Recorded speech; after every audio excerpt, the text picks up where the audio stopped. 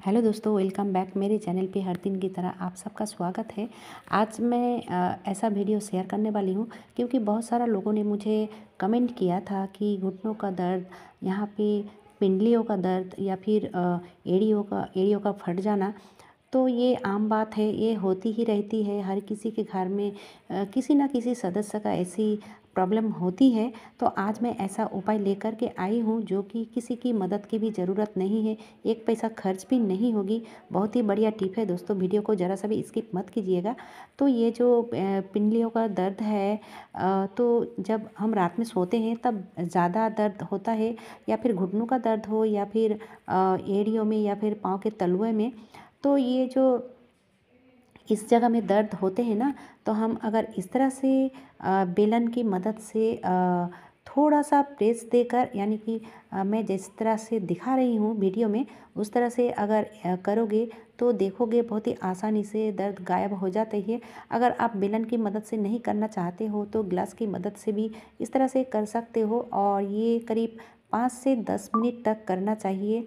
और दिन में यानी कि 24 घंटे में इसको इस तरह से 3 से 4 बार करोगे तो देखोगे कुछ दिनों में आपका दर्द ना एकदम से गायब हो जाती है। क्योंकि इस तरह की दर्द के लिए सालों साल हम दवाई खाते रहते हैं और बहुत सारा पैसा भी खर्च करते हैं।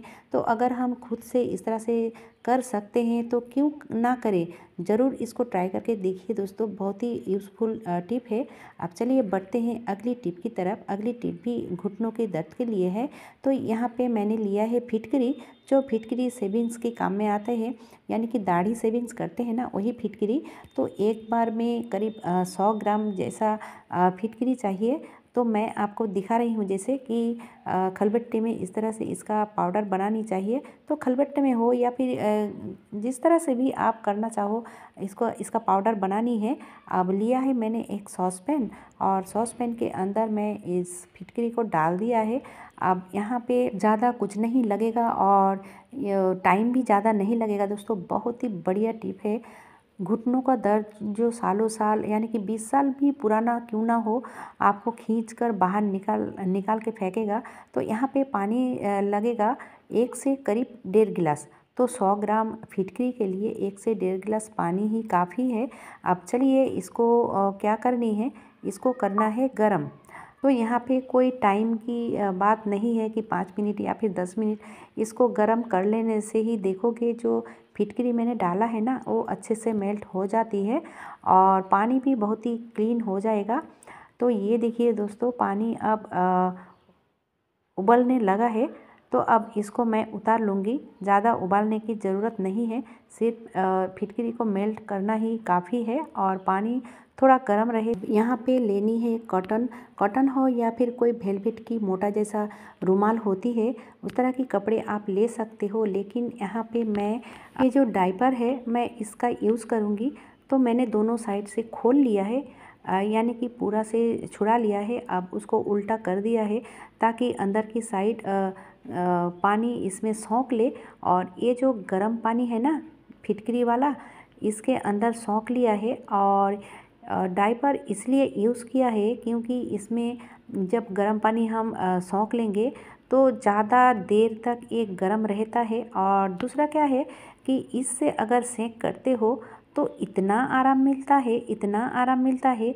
मैंने किया है इसीलिए मैं फील कर सकती हूँ, या फिर आपको बता सकती हूँ कि बहुत ही आराम मिलता है। आप एक बार करके देखोगे इस डायपर से तो बहुत ही आराम मिलता है, और आपको बार बार पानी में डुबोना नहीं पड़ेगा क्योंकि ये बहुत लंबे टाइम तक गर्म रहता है। अगर आपका पानी है और ठंडा हो चुका है तो आप फिर से गर्म कर सकते हो, और इसको करीब 10 से 15 मिनट इस तरह से सेक कर सकते हो।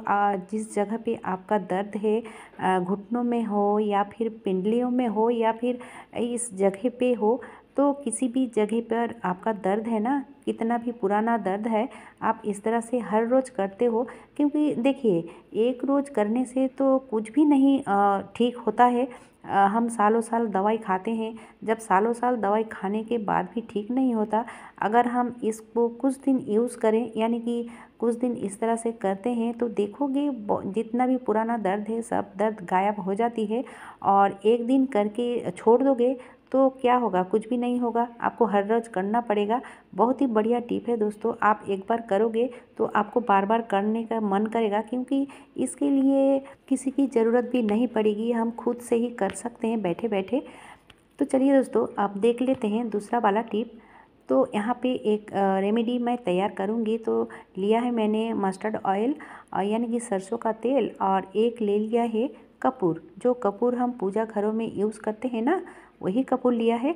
अब उसको अच्छे से तोड़ कर डाल दिया है, यानी कि पाउडर बनानी है। अब इसको गरम करनी है। तो चलिए, गरम तो मैंने कर लिया है।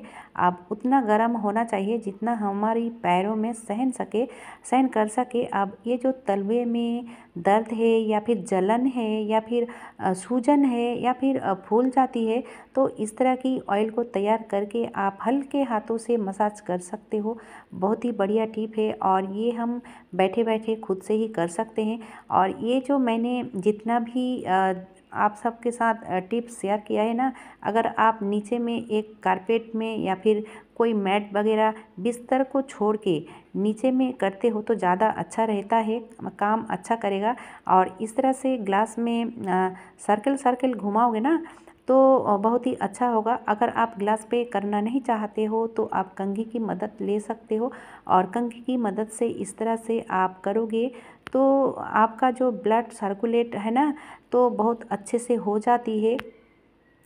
तो बहुत ही बढ़िया ये टिप है, क्योंकि एक्वा प्रेशर जो है उसका भी बहुत ही बढ़िया से काम करता है। तो आप इस तरह से करोगे हर रोज़, और ये अगर रात में करते हो तो ज़्यादा अच्छा रहता है, क्योंकि रात में ये काम करने के बाद आप सो जाते हो तो फ़ायदा डबल मिलती है।